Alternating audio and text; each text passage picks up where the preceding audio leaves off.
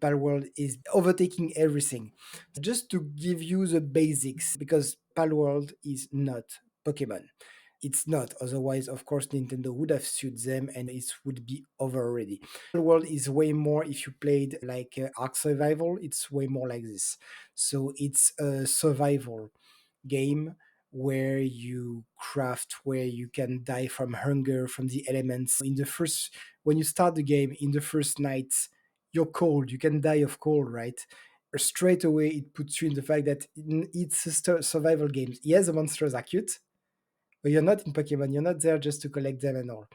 And apart from the fact that monsters are cute, the similarities end there. So let's start with the fact that it's like Ark, but way easier for first-time gamers of this type of game. Simply because there's a lot of, how can you say it? It's very easy to get into. You take Ark, take a Sunken World. Basically, it's a sandbox. You just dropped into the world and go ahead. Like a starter hitting trees with your fist, and if you die, and you restart. Palworld, you start the same. You create your character, you start in the world, but there's a very well made tutorial, which is like quests that you would see on World of Warcraft, or it's a very basic system, but it's very easy to guide you through. So that's the first part. I will talk about the fact that in Pokemon, you have to.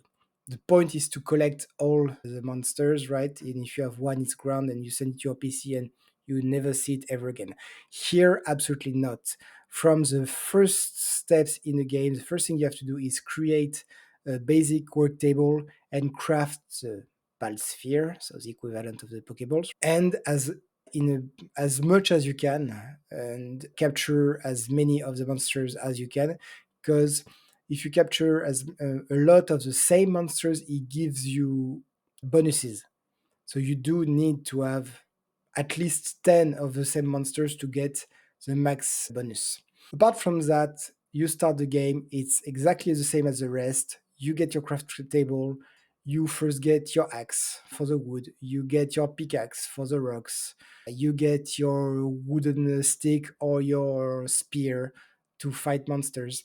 I'm in the very beginning of the game, right? I play with my son for about a couple of hours, say beginning of the tutorial. From what I see at this moment, when you capture a Pokemon, you can have it to fight with you, of course. And he has one ability, one little cute elephant heal me, which is very useful, or the others will attack. My first tips, in the beginning of the game at least, never ever have your Pokemon to fight with you because they are one-minded. You start attacking a monster you want to capture, the animal over there is gonna kill it because it's the same principle as Pokemon. You have to weaken it as much as you can, throw your ball, and if it's very weak, it's gonna be much easier to capture. But of course, it's very weak, it's very close to dying, and don't worry, your monster is gonna kill it always at the wrong moment. And as I said, it's a pain to craft the Palsphere, and you don't want to waste them, especially at the beginning.